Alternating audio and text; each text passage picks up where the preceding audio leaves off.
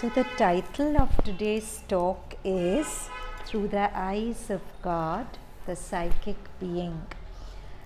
So one way of looking at the world is the way we look at the world. I see this object, I see that object, I feel an affinity to this object, I feel a withdrawal from that object. So I am different in my shine towards different things because I have preferences, right? That's of my mind. But if you want to know the heart of God, you really have to just understand the sun, because the sun comes closest to the heart of God. It's shining in the sky. Notice it's shining its light on all the pedestrians. Some of the pedestrians could be dacoits, robbers, burglars, some could be sages, but to the sun it makes no difference. He does not give less light to one, more light to the other. He shines equally on all. And if you decide to turn away from the sun, you're angry at the sun and you turn away from the sun for one whole year, when you turn around after that, the sun will still give its light to you. So the heart of God is like that, like the sun, unconditional joy and love towards everyone in existence. Now, we come to Michael Singer's words. How can anyone really know anything about God? We have so many teachings, so many concepts, and so many views about God. But they've all been touched by people. In the end, it's amazing how much our ideas about God conform to the different cultures from which they come. Fortunately, deep within us, there is a direct connection to the divine. There is a part of our being that is beyond the personal self. You can consciously choose to identify with that part. There is deep within us a direct connection to the divine. And the only way to know the divine is through that direct connection. Reading about him, hearing about him from people will never help you to know him. You can consciously choose to identify with that part rather than the mind or the body. When you do this, a natural transformation begins to take place within you. Over time, as you observe this transformation, you will see what it's like to be coming towards God. You actually begin to know what it feels like to be moving in the direction of spirit. The changes you see within you are reflective of the force you're approaching. Just as rain makes you wet and fire makes you warm, so you can know the nature of God by looking into the mirror of your transformed self. This is not a philosophy, it is a direct experience. So what is Michael Singer saying? He's saying that the only way to really know God is to discover the part of God which is within us and to live in identity with that rather than in identity with our thoughts and our emotions. Now, how do we do that? We only know our thoughts and emotions, right? But who knows the thoughts? How do you know you're thinking? Who is thinking?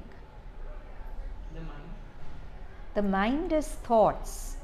But who is thinking? Who is aware of the thoughts? The witness, the awareness in you is aware of the thoughts. So the more you identify with that awareness behind thoughts, the more you start seeing with the eyes of God, because the witness is the poise of the eyes of God. And the witness is very much like the sun. Just the way the sun has no judgment. It sees, it's bright enough to see that there's an ugly garbage dump here and there's a beautiful garden there. But it has no judgment, neither preference towards the beautiful garden nor aversion towards the garbage dump. Now you know you're seeing with the eyes of God when you reach this poise where you can just witness everything without an excess towards something you're attached to or without an aversion from something that you call ugly. For the witness, there is no aversion, there is no attraction, there is just a watching in celebration. Like the sun watches different flowers in the garden and celebrates the uniqueness of each and doesn't give preferential light to any flower, gives equal light to all. For the witness, it's like that. It can just watch and not get pulled into rag, dvesh, attraction, aversion. And really, it is attraction and aversion that keep us away from discovering our God self. It is there's a beautiful line in Savitri. He tore desire from its bleeding roots and offered to God the vacant space. Why? Because see, what keeps you away from your God self is the voice in your head, thoughts, right? And what is the sort of motivation behind thoughts? Your preferences. You like to keep thinking of what's attractive to you. You'd like to keep pushing away what's painful to you. So your attractions and aversions fuel the voice, and this voice is what keeps you away from connecting with your deeper self. So Mother says she has a way of just hitting the nail on the head. She says one beautiful thing, that there's infinitely greater joy in giving up a desire rather than fulfilling it. Why? Because every time you give up that desire, something in you identifies with the self behind. The more you feel you have to keep fulfilling a simple thing like you need that cup of tea in the morning, make an experiment. Try and give it up. Maybe you'll get a terrible headache for a day, but it'll be one day, then it'll be over. But if you do that, something in you will feel free, because it was a conditioning that I cannot do without that cup of tea. But really, you are all that you need. Ask no more, speak no less. If you have yourself, it's just your imagination that you need everything else. Literally speaking, you can do without anything. Yes, to give it up is painful, because you've created such a strong samskar binding you to it, that ripping off that samskar tear desire from its bleeding roots, right? Take any one thing, tea, anything you feel you can't do without in the day, and decide you're going to give it up. Just not because it's good or bad. Everything is God. Even tea is good. I'm not saying it's bad. But as an experiment in your own consciousness, to see that you will be okay without it. You don't need it. It's this constant survival instinct of I need this, I need this, I need this, that keeps you away from your real self. But if you prove to yourself you can do without it, it's a great freedom in your consciousness.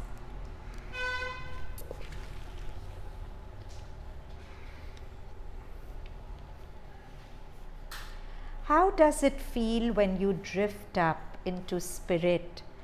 You don't feel as much anger, fear, or self-consciousness.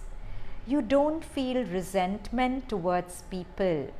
You don't close or get tight as often. When you're living as the witness, all these things happen. You don't feel resentment towards people.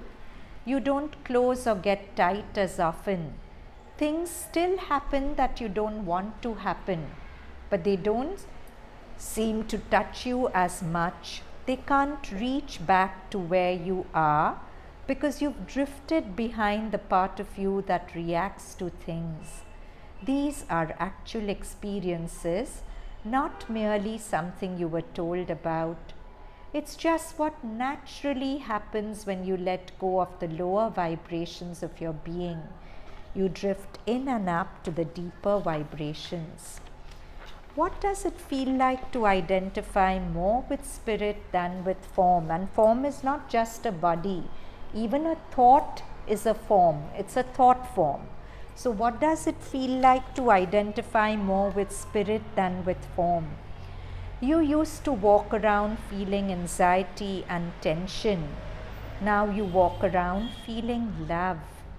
You just feel love for no reason. Your backdrop is love. Your backdrop is openness, beauty, and appreciation. You don't have to make yourself feel that way. That is how spirit feels. If you were asked how the body normally feels, you might say that it's generally uncomfortable about one thing or another.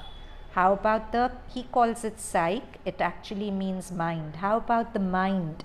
If you were being totally honest, you'd probably say it's generally full of complaints and fears. Well, how does the spirit normally feel? The truth is, it always feels good. It always feels high. It always feels open and light. Because of this, you naturally begin to center more and more on the spiritual part of your being. You do this not by reaching for spirit, but by letting go of the rest. There is really no other way. The personal self, that is you, cannot touch the spirit. You must release the personal self As you release it, you fall, you drift back. So Sri Aurobindo says, no, in the mind silence, the transcendent acts, and the hushed heart hears the unuttered word. So Michael Singer saying that you can't really do any effort to reach the spirit. Savitri also has a line, this light comes not by struggle or by thought. And then there is in the mind silence the transcendent acts. So you can't struggle to reach it. Doing 100 pranayams, 100 this, all that is useful. But finally it's only when you manage to silence the mind, and silent mind, Sri Aurobindo says, is not a mind without thought. It's a witnessing mind. A mind which can step back and observe the thought without identifying with it. So, how do you do that? Now, all of us are where we are. We are identified with our mind. We don't know how to witness. Many of us don't. Sometimes windows of witnessing open, but by and large, we don't know how to witness. So how do we begin and where do we begin? So let's do a little practice. Sit straight. Shut your eyes. Observe the flow of thoughts in your head. Now notice that you're being affected by the thoughts. Some thoughts are pleasant and you want to think more of them. Some thoughts are unpleasant and you want to get out of this particular mind state or this thought. Now Michael Singer says that the personal self can never reach spirit. You have to let go of the personal self in order to reach spirit. How do you let go of the personal self? You let go of the personal self thought to thought. How? When a thought arises, if it has craving or aversion in it, you'll tighten. If it's craving, you'll tighten clinging to it. If it's aversion, you'll tighten wanting it away. You just breathe out, relax the belly, relax the shoulders, relax the mind as if. Soften behind the thought. Let go. Don't cling to the thought.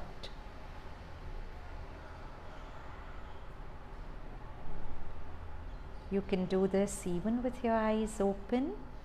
When the Buddha was asked by his chief disciple Ananda to sum up his teachings in one sentence, the Buddha said, I'll do better, I'll give you a gesture. And he did this and he did this.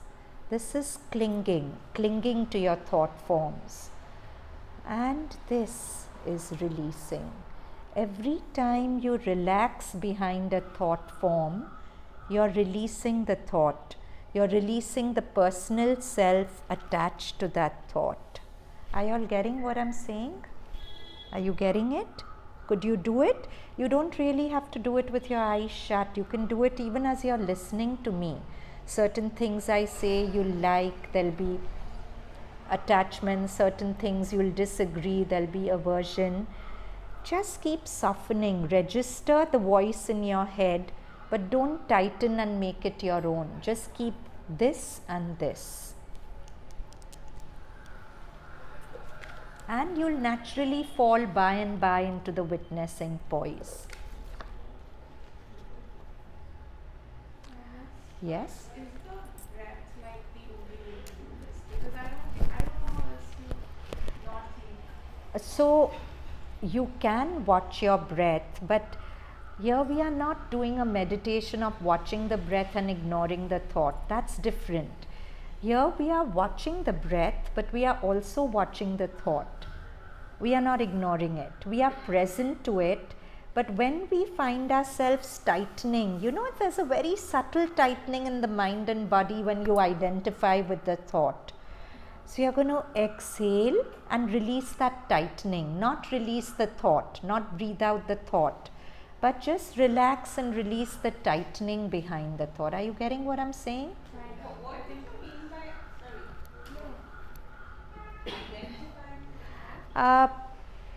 If you tighten with a thought, you've identified with it. For example, a thought comes, if you're affected by a thought, if you're affected into a pleasant mind state or an unpleasant mind state, then you've identified with the thought. And that will always produce a kind of tightening in your being. At that time, if you just exhale, let go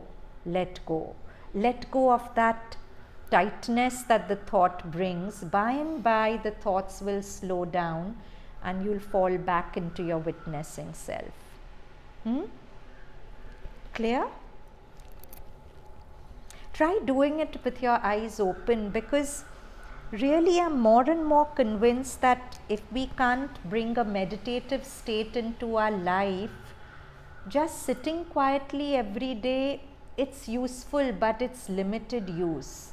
The real thing is to be in a meditative state in life. So see if you can maintain this poise of letting go behind thoughts that come even as you're listening to me.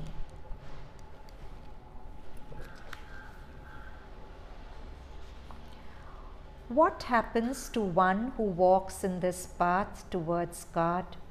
What transformations do they go through along the way?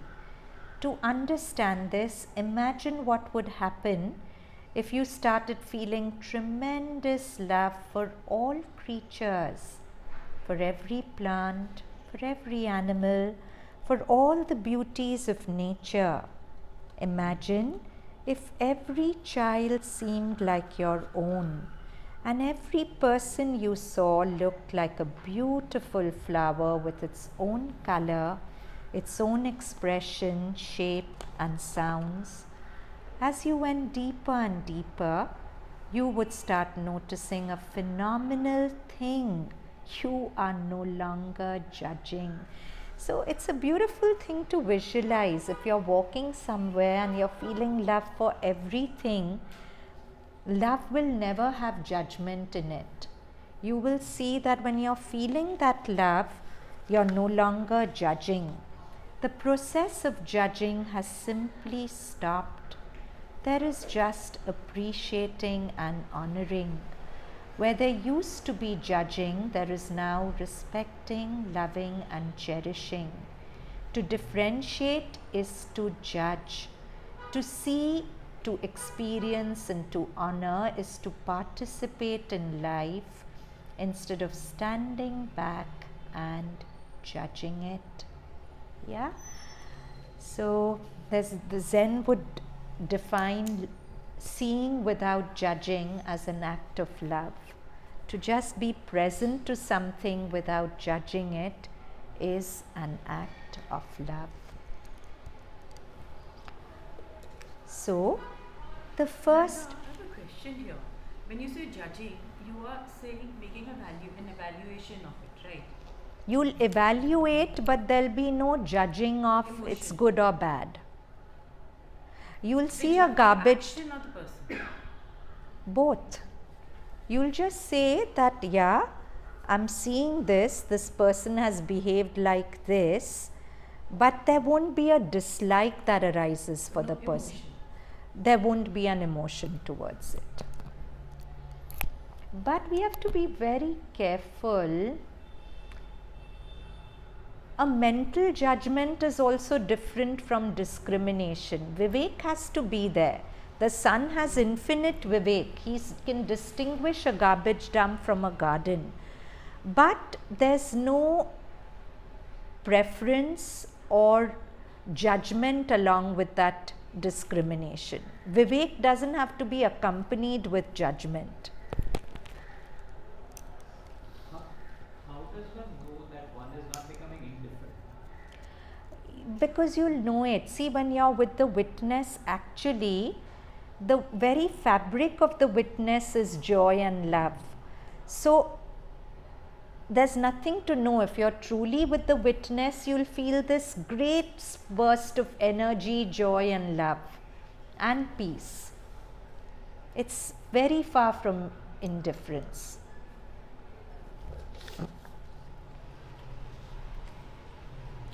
Now, words from Adventure of Consciousness by Sat Prem. The psychic birth.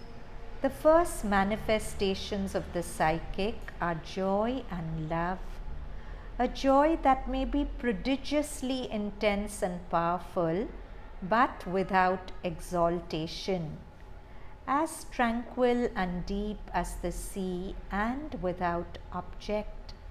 Psychic joy needs nothing to be, it is. Even in the depths of a prison, it cannot help being. For it is not a feeling but a state, like a river that is joyous wherever it flows, whether over mud or over rocks, across plains or mountains. So the same which was true for the sun is true for the river. Whatever it goes over, the river's nature is joy, it doesn't tighten. A love that is not the opposite of hate and needs nothing either to be, it is. It burns quietly in all that it encounters, in all it sees, all it touches, because it cannot help loving. Such is its state. Nothing is low for it, or high, or pure or impure. Its flame cannot be tarnished, nor can its joy. Other signs reveal its presence. It is light. Nothing is a burden to it, as though the world were its play. So beautifully said. There's a saying in Sufism that one who loves carries the whole world on his shoulders. One who does not love carries his own body as if it's a corpse. Because when you really love, nothing is a burden. Whatever's put on your plate, you carry it like a labor of love, and it doesn't even remain a labor anymore. You just do it. But if you don't have love in your heart, even to live your own life and carry out your day-to-day living will feel like a burden and a chore. So, it is invulnerable, untouched by anything, as though forever beyond tragedies, already saved from all accidents. It is wise, it sees, it is tranquil, so tranquil, a little breath in the depths of the being, and vast as the sea for millions of years, for it is eternal, and it is free. Nothing can catch it, neither life, nor men, nor ideas, nor doctrines, nor countries. It is beyond, always beyond, and yet innumerably in the heart of everything, as if it were one with all, for it is God in us. So the psychic being is the God in us, which is one with everything. Now words from Savitri describing this. One who could love without return for love. That's the nature of the God in us, to love without needing that love to be returned. Meeting and turning to the best and worst, it healed the bitter cruelties of earth, transforming all experience to delight. Intervening in the sorrowful parts of the birth, it rocked the cradle of the cosmic child. Cosmic child is the psychic being, and stilled all weeping with its hand of joy. It led things evil towards their secret good. So the psychic being is anchored in Kalyan Shraddha, that beautiful word Sri Aurobindo uses, faith in the goodness of life. It knows that every seeming evil is good in the making, so it never loses its smile. It led things evil towards their secret good. It turned racked falsehood into happy truth. Its power was to reveal divinity, infinite, coeval with the mind of God.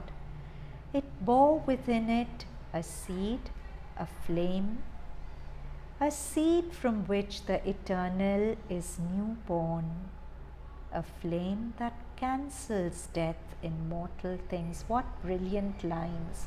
So it carried within it a seed and a flame, a seed from which the eternal is newborn. All of us are constantly that seed, no, from which the eternal is newborn, and a flame that cancels death in mortal things. Brilliant. It bore within itself a seed, a flame, a seed from which the eternal is newborn, a flame that cancels death in mortal things. So I have a question. Suppose there's some injustice happening to you in maybe at work, Louder. some injustice is happening to you. So when you're saying to witness it, you witness that okay, someone has done something wrong to you. Maybe someone slapped you, okay, and you're witnessing it at that moment that she slapped me for no reason and X Y Z. I'm going to feel whatever I feel towards her. I'm going to get angry at her. I'm going to feel a tightness. Then how do you deal with it? Because it's not an injustice that she slapped me. I need to tell her also and teach her also that boss, what you did is not acceptable. Absolutely. So how do you deal with that? Because you're not going to let go and just be also. Yeah. So we think that the only action against our injustice is the action we can take to defend ourselves. But okay, let me actually tell you the story of an ex-student of mine. She's very, very connected to Mother and Sri Aurobindo. And once she was doing some college thing in which there was politics, and this girl started doing things to take credit for what my ex-student had done. A common scenario. It's unfair, it's unjust. But this child, she was barely 19, 20 then, she was so anchored in Sri Aurobindo that she just sat back and said, you do, I know who's taking care of me. She in her mind told that girl who was politicking that you do whatever you want, I know who's taking care of me. And she didn't get ruffled. She was perhaps very anchored in the thought, what's mine will know my face and come to me. And somehow, because I believe that because she kept calm, everything turned out in a way that the credit due to her came to her and thunderously. And at the end of it, this other girl also came around and they ended up being friends. So if you work on your inner space, the outer space naturally falls into place. After you have been calm, you can go up to the person when the time is right, or if you feel the person's not open to a conversation, just stay calm, maintain your calm, send the person metta, do whatever you like, but get back your peace as a priority. If you do that, you'll see by and by things outside will fall into place. And you can bring, you feel a lot of injustice, rage coming up, you can just watch that mind state and soften and relax behind it, soften and relax behind it. That way, the samskar of that old way of reacting and anger slowly will dissolve. Can I share what worked with me? So, you know that there's nothing wrong in the universe, and whatever is happening is for my good and for everyone's good. Even if you think of that consciously, even mentally, it kind of helps. Yes, to remember that if this person is not giving me pain, it's mother's will working through the person to give me just the amount of pain I need for my growth. So you don't make it personal. You say it's mother's will. It's okay. But even if you stay calm and are conscious as much as you can be and you don't react in the moment, you still then should, like, supposing if it's a workplace injustice, you still then take action. And If speak you the right feel thing. it'll be productive action, you have to there use Vivek. Sometimes speaking can make it Or worse. like if it's a relationship, you should leave. I mean, So depending on the that situation. you have to, out of a calm, unruffled state, use your Vivek or discrimination to decide whether action will be productive or whether it will be counterproductive. You don't have to take action every time. Life is already taking action. Sometimes you have to, you don't have to be a doormat, but it's a false conditioning that I have to always hit back, I have to always speak up. You have to have the wisdom to know when it's productive to speak up. Step back. Step back Step back. and see, you'll know. You know, and when you step back and there's not anger clouding your vision, you'll actually see different angles to that person's behavior, which will make you understand, oh, it's not so wrong. This happened because that was the context. When you're with anger, you'll see a very limited context. But when you soften and widen, more things will show themselves to you. Ma'am, what's the last one? The flame that cancels. The death in mortal things. The psychic being is immortal, no? It will never die. So body will die, but the psychic being is immortal. It's the flame that cancels the death in mortal things.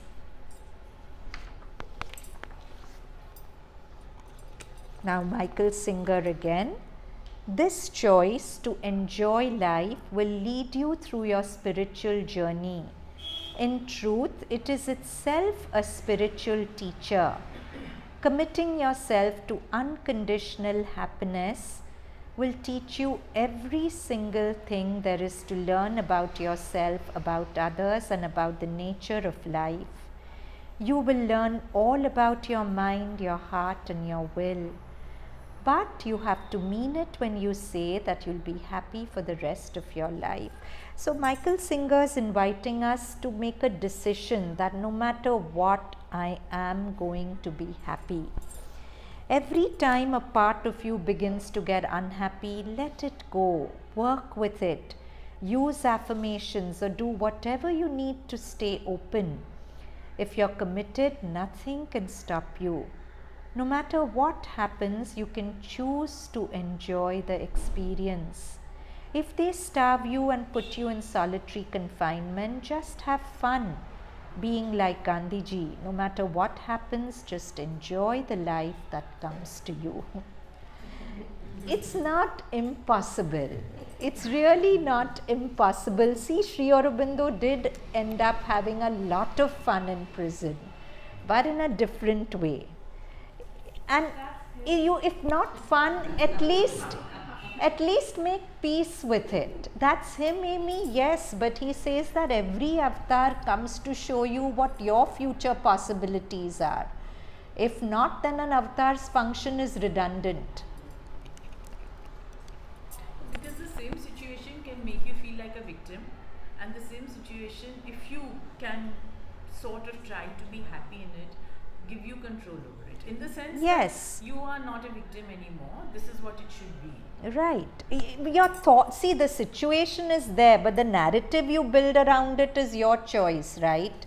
You can build a narrative that makes you more and more unhappy, or you can drop that narrative, you can soften behind it, and actually don't even artificially create a positive narrative because that's very forced. But if you just soften behind it, a positive narrative will naturally come from your wisdom mind. You try it. Every time you're upset, you just relax and soften. And when you soften, from your own wisdom, a different perspective will arise. As they say, the truth that sets you free, free of the suffering.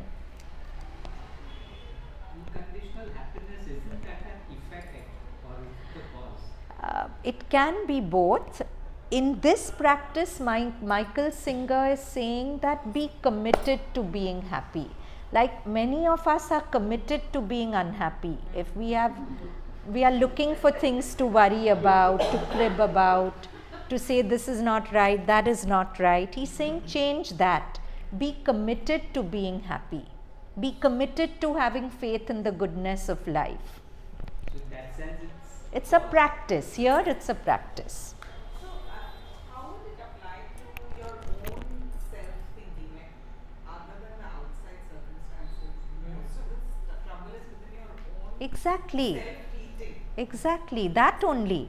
So, when an unhappy thought comes, remind yourself, see, the unhappy thought is very attractive because it solidifies your identity. So, when I was working with one young girl who was in a depressive kind of mode, she said that when one particular practice helped her to feel less sad, she got very scared. Because she said, if I'm not sad, then who am I? I know myself as a sad person. It sounds funny, but really we are addicted to our unhappiness. And that's where we have to break that addiction. That unhappy thought is coming. I'm very attracted to feed it more and more so that it grows and my identity grows. But that's the time to let it go and to soften and relax behind it. And tell yourself, do I want to tango with this or do I want my happiness more? And you have to be committed to being happy. So what? Sorry, please. Also, like a victim, feeling like a victim. One gets addicted to Feeling like a victim, it becomes your identity. And if you give it away, you're in a limbo. It's like giving up that cup of tea. I can't do without it in the morning. If I give away my victim mentality, I don't know what I'll be. I can't do without it. What if you fall into it for some time to get out of it? Like sometimes, you know, when you have like a really good cry and you just think about all the terrible things and it's You not certainly should cry, Amy. I'm all for crying. just like what you like remove it from your system Sure. and exaggerate But everything. then you're building samskaras and you cry, but cry consciously. Don't become Knowing that I'm doing this. and be present to the emotions that are coming up and witness them rather than feeding the drama. Because it won't get over. If you cry and feed the drama, you'll just cry more and more. You'll feel more and more, wow, I'm such a poor person. Sometimes it feels good, like once in a while. But you are strengthening that samskar, no, Amy. It will keep coming back. See, every thought you think and identify with, it creates a samskar in your system, which attracts incidents in your life where it will keep repeating. How long do you want to keep repeating this cycle again and again? The memory also comes back. The memory also comes back stronger.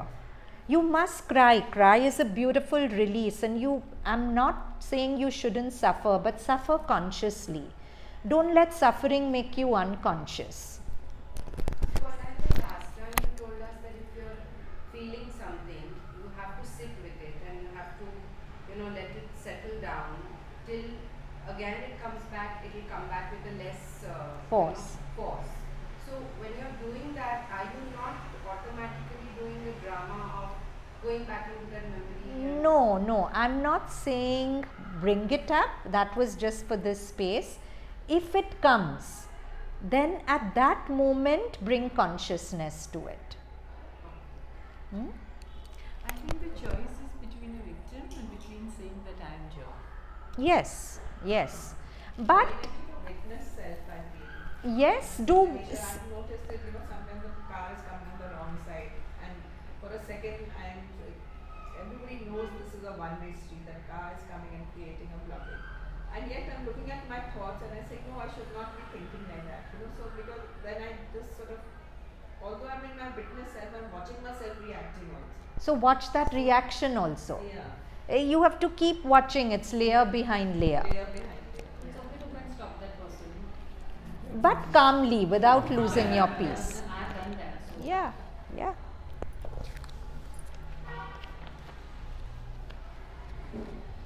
Do you think God likes to be around people who are happy or people that are miserable? It's not hard to tell. Just think about it by imagining that you are God.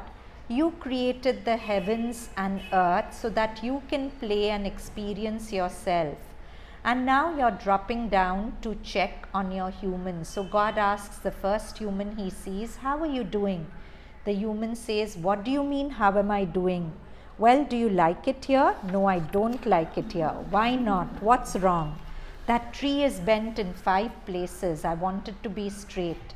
The person went out with somebody else, and that person ran up $100 phone bill. This person has a nicer car than mine, and that person dresses funny. It's just terrible. Plus my nose is too big, my ears are too small, and my toes are weird. I'm not happy with it. I don't like any of it.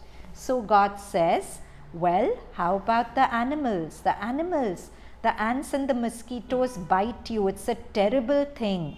I can't go out at night because there are all those animals out there. They howl and poop all over the place, and I don't like it. Do you think God likes listening to this? He says, what do you think? I'm a complaint department? Then he goes and visits somebody else, and again he asks, how are you doing? The person says, I'm ecstatic. God says, wow. Well, how do you like things? They are beautiful. Everything I look at just creates waves of joy inside me. I look at that bent tree, it just blows me away.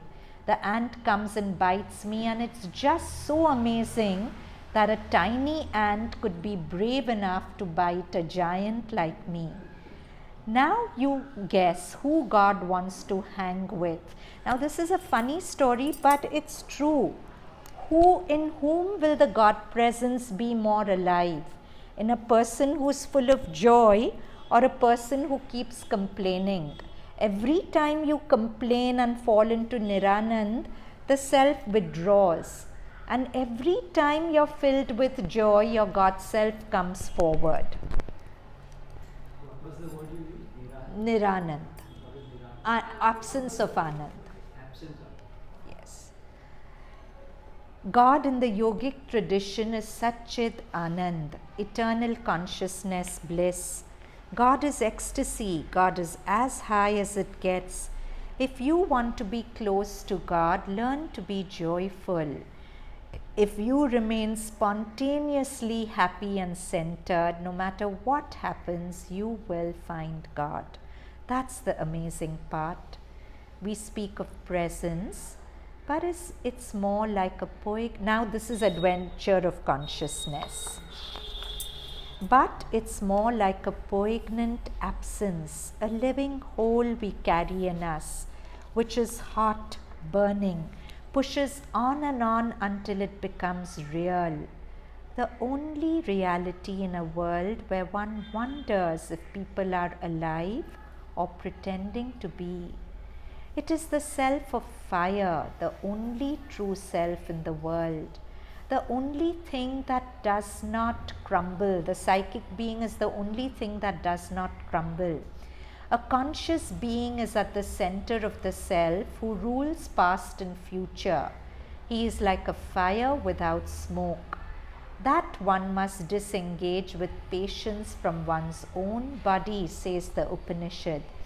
It is a child suppressed in the secret cavern. Secret cavern is the Hridayam Guhayam, the cave of the heart, where the psychic being lives, of the Rig Veda. The Son of Heaven by the body of the earth, he that is awake in those who sleep. He is there in the middle of the house. He is like the life and breath of our existence. He is like our eternal child. He is the shining king who was hidden from us. It is the center, the master, the place that connects all things together. If we have felt this sun within, this flame, this living life, there are so many dead lives. Even for 1 second in a lifetime, everything is changed. Everything else pales before that memory. It is the memory. And if we are faithful to this burning Agni, it will grow and grow like a living being in our flesh, like an untiring need, more and more concentrated within, confined, poignant, like something unable to burst open. a terrible sensation that something prevents you from seeing and going through. You try to go through, but you find yourself before a wall. So you bang and bang and bang on it, but you can't go through, says Mother. Then, through sheer need, sheer will, sheer agony at this imprisonment, one day the psychic tension reaches its breaking point and we have the experience. The pressure becomes so great, the intensity of the question so strong that something tips over. This is when your aspiration reaches a peak. The intensity of the question, who am I, what is God, so strong that something tips over in the consciousness. Instead of being outside trying to see inside, you are inside.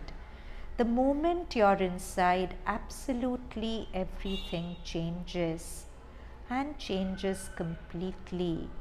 All that appeared to you to be true, natural, normal, real, tangible, at once appears highly grotesque, comical, unreal and absurd.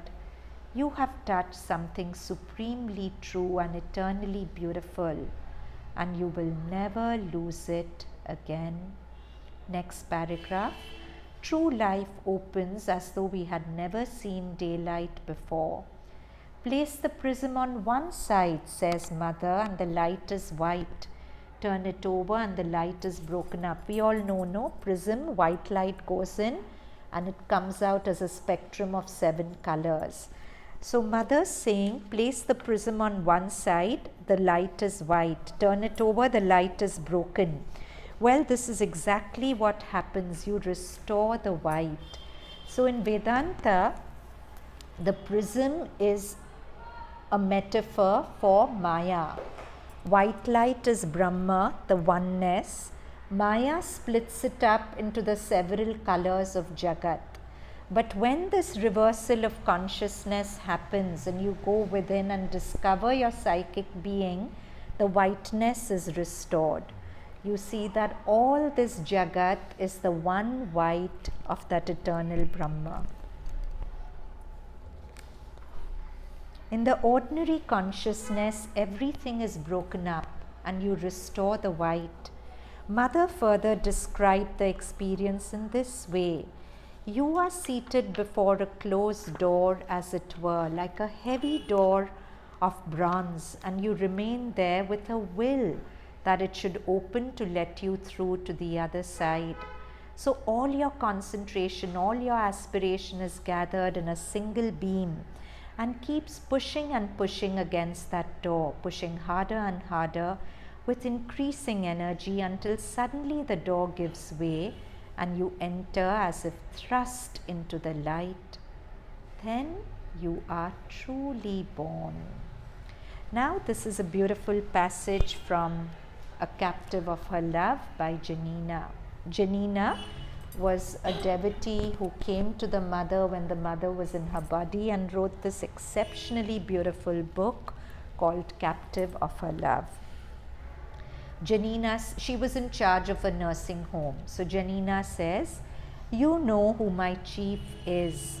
Well, he turned against me and complained. I do not know if to Mother or Pavitra that I rearranged the nursing home. You all know Pavitra, he was very close to the mother. So the chief, who she was reporting to, complained to the mother of Pavitra that I rearranged the nursing home, that I put flower pots and took 3 rooms for myself.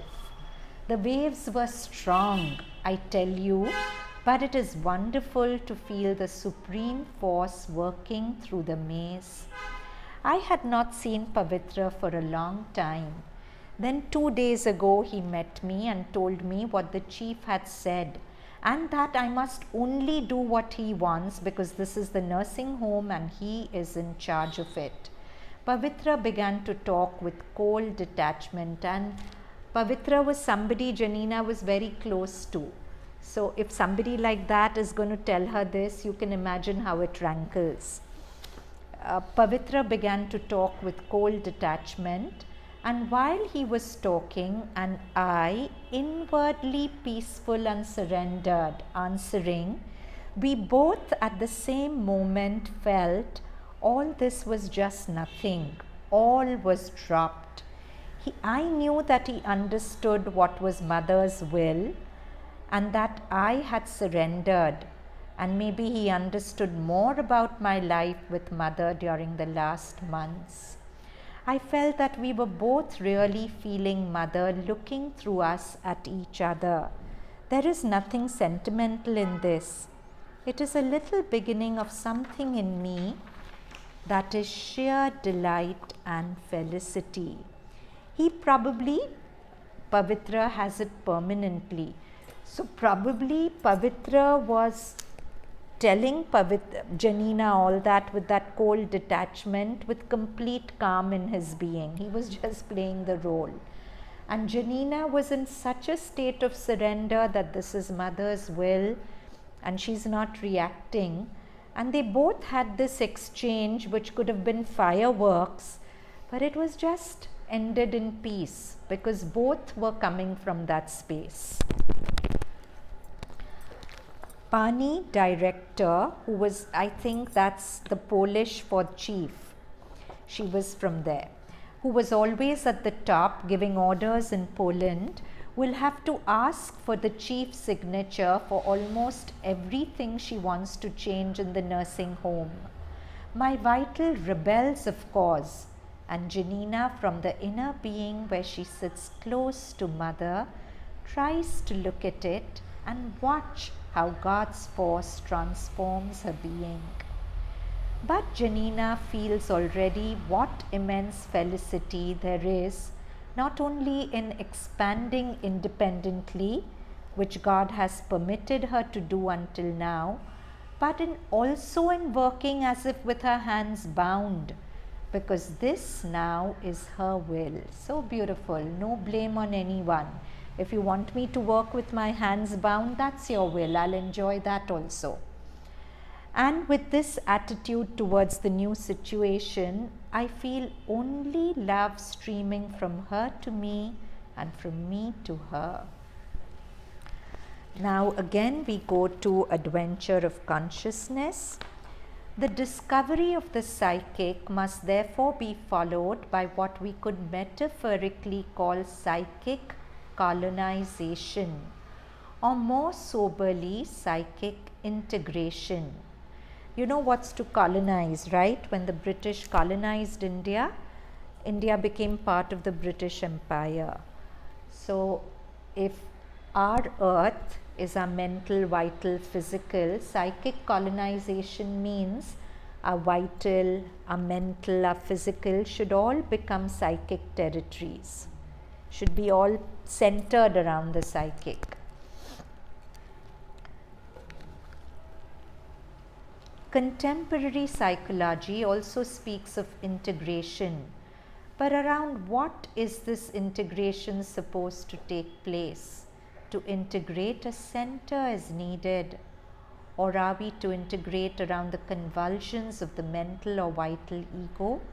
We might as well moor a boat to the tail end of an eel. You know, an eel will keep flapping around. If you use that as an anchor, your boat will just go anywhere. So you can't center around your mental or your vital. You have to center around something that's stable.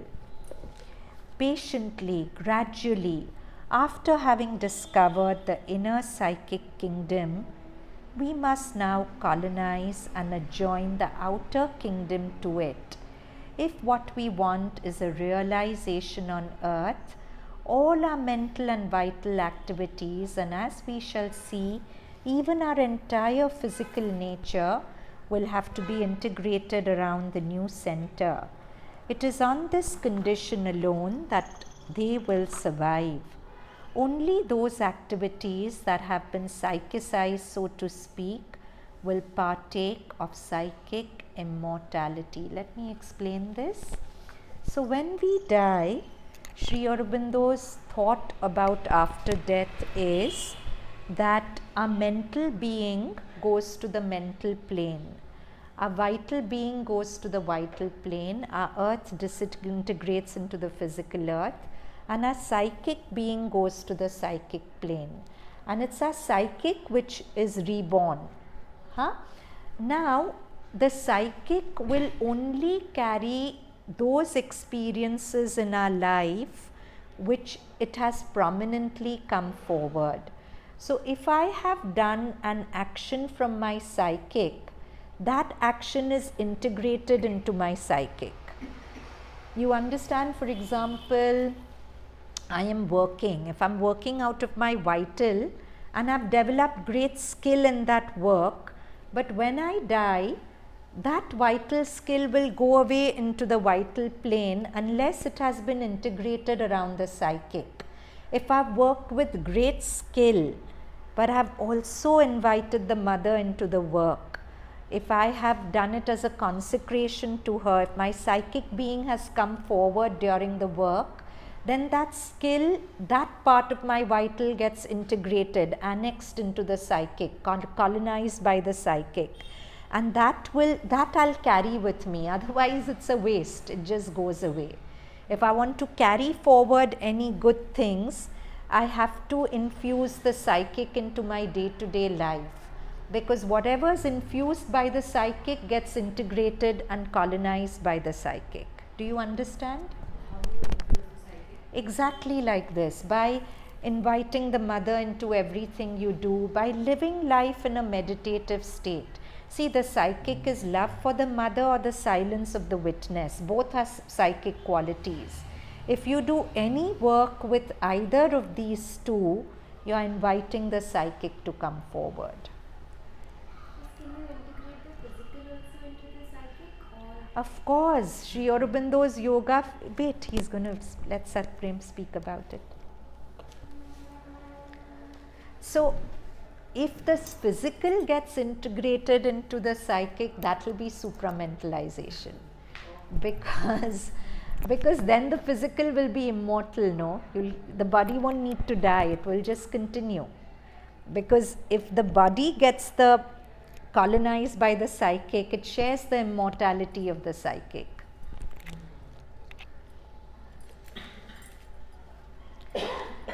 All that takes place outside the psychic, in effect, takes place outside us and will not outlast the body. You understand?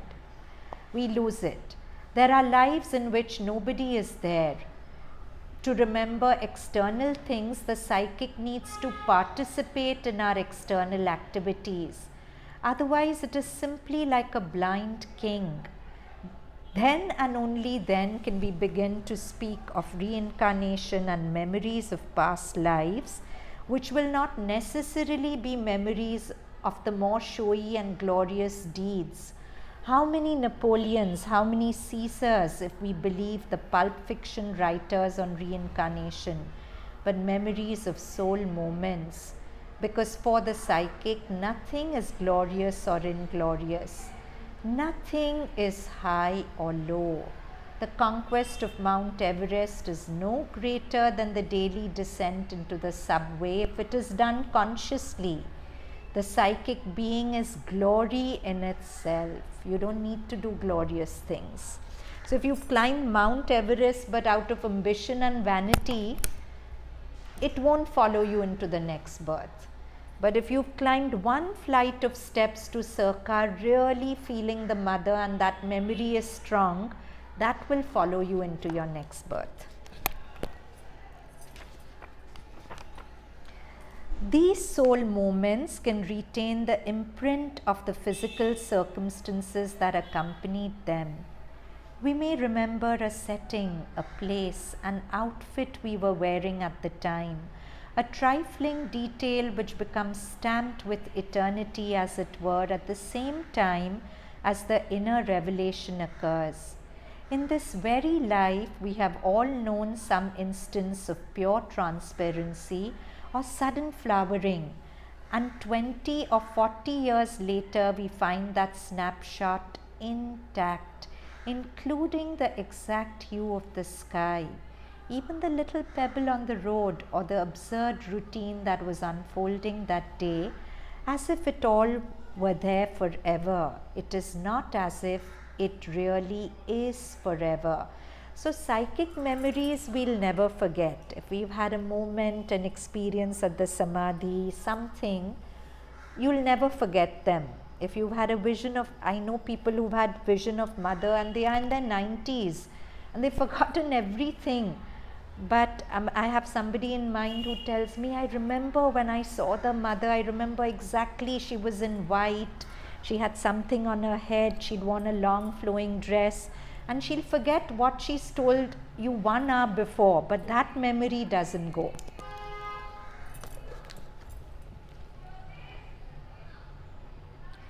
These are the only moments when we have lived. When the psychic has come forward are the only moments when we've lived. When a real I has emerged in us out of these thousands of hours of non-existence. You see, when we are not connected, it's non-existence, it's an empty life. In tragic circumstances too, the psychic can emerge. When all at once the whole being gathers together in a great poignant intensity and something is rent, then we feel a kind of presence behind which makes us do things we would normally be quite incapable of doing. This is the outer face of the psychic. Not only a face of joy and sweetness, but also one of tranquil power, as though it were forever, above every possible tragedy, an invulnerable master. Everything then depends on the degree of our development and the extent to which our psychic being has participated in our outer life. The more we have colonized the outside, the more memories we will take with us. Therefore, Sri Aurobindo emphasizes all life is yoga. If you want to connect with Mother only when you meditate and forget about her the rest of the time, psychic colonization cannot happen. It can happen when you bring her, when you bring the psychic into little things that you do. Unfortunately, more often than not, we are content to live a so-called inner life, while outside we live any old way, merely out of habit. This is the opposite of an integral yoga. If on the other hand, we have from the very beginning embraced everything in our search, all the levels of our being, all of life, instead of rejecting worldly activities to immerse ourselves in an exclusive quest of the soul, then we will achieve an integral and integrated life in which we are without as we are within. While if we have excluded everything to arrive at a so-called spiritual lens, it's very difficult afterwards to retrace our steps and climb down from our fragile heights, to unshackle the mind and universalize it, to release the vital and universalize it, to cleanse the subconscious and finally toil in the physical dirt, so to divinize it. So if we live a life where we are only meditating, not working, not interacting with people, then we'll have too much of a disconnect of the psychic from our vital, mental and physical for the psychic to really transform them. So that's not our path. So Sri Aurobindo never recommended a life of asceticism. He says live on earth, but bring the psychic forward as you live.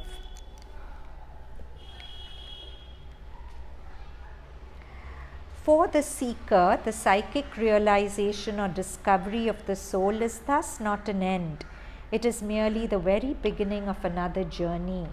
A journey travelled consciously instead of ignorantly, with an ever vaster consciousness. For the more the psychic being grows and participates in our worldly activities, the more clear, precise and continuous from life to life its mental, vital and physical memories become. Then we really begin to understand what immortality means, and the more concerted, deliberate and effective its births too. We are free, we are forever awake. Death is no longer the grinning mask reminding us that we have not found ourselves, but a tranquil transition from one mode of experience to another. Once and for all, we have seized the thread of consciousness, and we go here or there as we cross from one country to another and back again to the old earth, until the day when, perhaps as Sri Aurobindo announced, we will have sufficiently grown not only to ensure the continuity of our mental and vital existence, but to infuse enough consciousness into this body so that I too may partake of psychic immortality. So that is supramentalization. Now we come back to Janina, and that's our last passage. Janina says, "My life is changing continuously, and my being almost from hour to hour, as she, the mother, is the most holy who has descended here. I am just living and acting in a temple all the time." How beautiful to feel as if your whole life is a temple. Of course, she was there when the mother was in her body, so it makes it easy. But the mother is very much with us even now if we have the inner vision. I am just living and acting in a temple all the time. What was before as if is now the beginning of reality. Before, I knew from Sri Aurobindo's books that each most common act has to assume the sublime character of a sacrifice in a temple. But now I really perform the sacrifice before her presence. It cannot be told what unspeakable felicity it brings to feel that she is present everywhere. Humility, adoration, gratefulness grow and deepen. And there are really no other things that can drag me from her, for I begin to feel her in everything.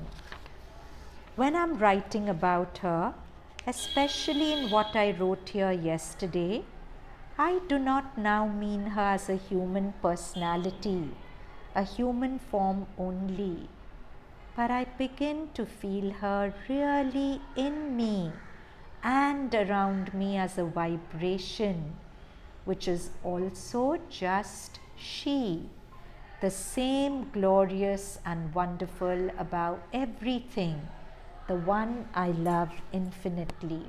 So there's a line in Savitri, 1,000 icons they have made of her and find her in the idols they adore, but she remains herself and infinite. She's not contained in the idols. She is this vibration which is everywhere in all things. And Janina had her psychic come forward enough that she can feel it. This personal aspect of the vibration gives to life something so great that I cannot tell you how wonderful it is. I can now understand that I could even make a toothbrush for her, even if it took many hours. I could just do anything, even what would seem nonsense, because nonsense that was really for her would become a glory. And a glory which is not for her is actually nonsense in the larger scheme of things. Because nonsense that was really for her would become a glory, as she is the highest will and love. We stop here. So just a few things. What do we take? Incidentally, did any of you practice last week's class? Did you think about it through the week? Did you practice? What did you do? It was with me all the time. It helped me so much. A little loud? What we discussed in the class was really with me the whole week. It really gave me a sense of peace. And freedom. Yes, it did. Just softening behind a thought. I was doing it all the time, remembering. Lovely, lovely. So from today, what can we take back with us? The last few lines. that to do even nonsense for her becomes a glory, and to do a glorious thing without her in the equation becomes nonsense. So really what we are saying is that there are two ways to look at life: through our mental eyes, which will have likes, dislikes, fluctuations, or the eyes of God, or the eyes of the psychic being. The eyes of the psychic being looks at everything like the sun looks at earth, equal light to everything. And that is the witness poise inside us. So as a practice, whenever a strong like or dislike comes up, step out of it, witness it, and soften behind it. And try to release that like and dislike, and all of you take up one thing you're very attached to. It could be a drink, it could be a cup of tea, it could be anything. And just decide that you're going to experiment giving it up, just to see what will happen if I really give it up. Not because it's bad, everything is God. I'm not giving things up because they are bad, but I'm giving it up just to prove to myself that I'm a consciousness which can do without it, that I'm bigger than my need. To prove to yourself Mother's words that to release a desire brings much greater joy than to fulfill it. So to live a life without too many fluctuating likes and dislikes, to make a decision to be happy no matter what. And whenever unhappiness comes, either go back to the witnessing poise or fall into love for the mother, and remind yourself that there's nothing to resist. This too is her will. Whichever way you do it, remain happy, and that's the way the psychic comes forward. And Satprem tells us that the psychic being will only take those memories in life in which it has come forward. So if you climb Mount Everest without the psychic involved in it, then that climb and the skill involved in it will not accompany you into your next birth. But even if you climb a flight of steps to Mother's center, thinking of Mother, and it's an intense psychic experience, that memory will accompany you.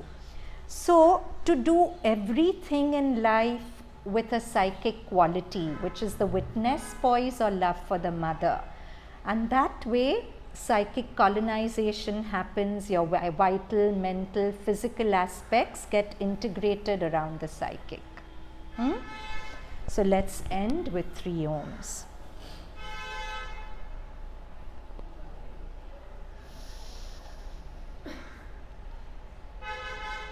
Mm.